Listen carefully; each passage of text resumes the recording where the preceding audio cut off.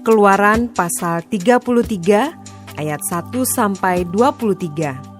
Musa meminta penyertaan Tuhan di gurun. Berfirmanlah Tuhan kepada Musa, "Pergilah, berjalanlah dari sini, engkau dan bangsa itu yang telah kau pimpin keluar dari tanah Mesir, ke negeri yang telah kujanjikan dengan sumpah kepada Abraham, Ishak dan Yakub. Demikian, kepada keturunanmu lah akan kuberikan negeri itu. Aku akan mengutus seorang malaikat berjalan di depanmu dan akan menghalau orang Kanaan, orang Amori, orang Het, orang Feris, orang Hewi dan orang Yebus, yakni ke suatu negeri yang berlimpah-limpah susu dan madu. Sebab aku tidak akan berjalan di tengah-tengahmu, karena engkau ini bangsa yang tegar tengkuk, supaya aku jangan membinasakan engkau di jalan." Ketika bangsa itu mendengar ancaman yang mengerikan ini, berkabunglah mereka dan seorang pun tidak ada yang memakai perhiasannya. Berfirmanlah Tuhan kepada Musa, "Katakanlah kepada orang Israel, kamu ini bangsa yang tegar tengkuk. Jika aku berjalan di tengah-tengahmu sesaat pun, tentulah aku akan membinasakan kamu. Oleh sebab itu, tanggalkanlah perhiasanmu, maka aku akan melihat apa yang akan kulakukan kepadamu." Demikianlah orang Israel tidak memakai perhiasan-perhiasan lagi sejak dari Gunung Horeb. Sesudah itu Musa mengambil kemah dan membentangkannya di luar perkemahan, jauh dari perkemahan, dan menamainya kemah pertemuan. Setiap orang yang mencari Tuhan, keluarlah ia pergi ke kemah pertemuan yang di luar perkemahan.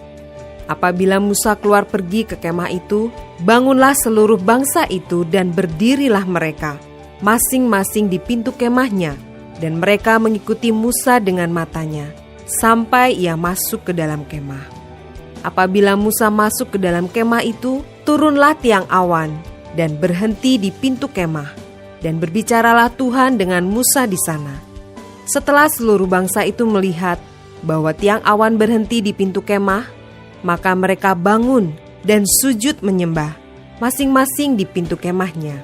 Dan Tuhan berbicara kepada Musa dengan berhadapan muka, seperti seorang berbicara kepada temannya. Kemudian kembalilah ia ke perkemahan. Tetapi abdinya, Yosua bin Nun, seorang yang masih muda, tidaklah meninggalkan kemah itu.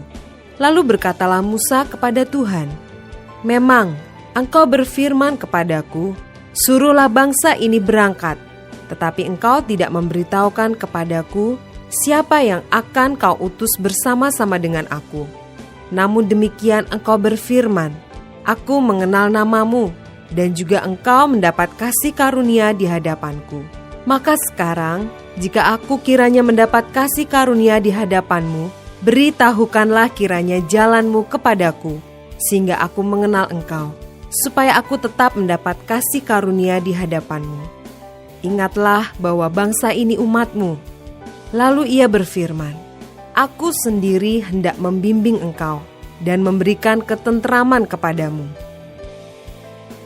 Berkatalah Musa kepadanya, "Jika engkau sendiri tidak membimbing kami, janganlah suruh kami berangkat dari sini. Dari manakah gerangan akan diketahui bahwa aku telah mendapat kasih karunia di hadapanmu, yakni aku dengan umatmu ini? Bukankah karena engkau berjalan bersama-sama dengan kami, sehingga kami, aku dengan umatmu ini, dibedakan dari segala bangsa yang ada di muka bumi ini?" Berfirmanlah Tuhan kepada Musa, "Juga hal yang telah kau katakan ini akan kulakukan, karena engkau telah mendapat kasih karunia di hadapanku, dan aku mengenal engkau." Tetapi jawabnya, "Perlihatkanlah kiranya kemuliaanmu kepadaku." Tetapi firman-Nya, "Aku akan melewatkan segenap kegemilanganku dari depanmu dan menyerukan nama Tuhan di depanmu. Aku akan memberi kasih karunia kepada siapa yang kuberi kasih karunia, dan mengasihani siapa yang kukasihani." Lagi firman-Nya, "Engkau tidak tahan memandang wajahku, sebab tidak ada orang yang memandang aku dapat hidup."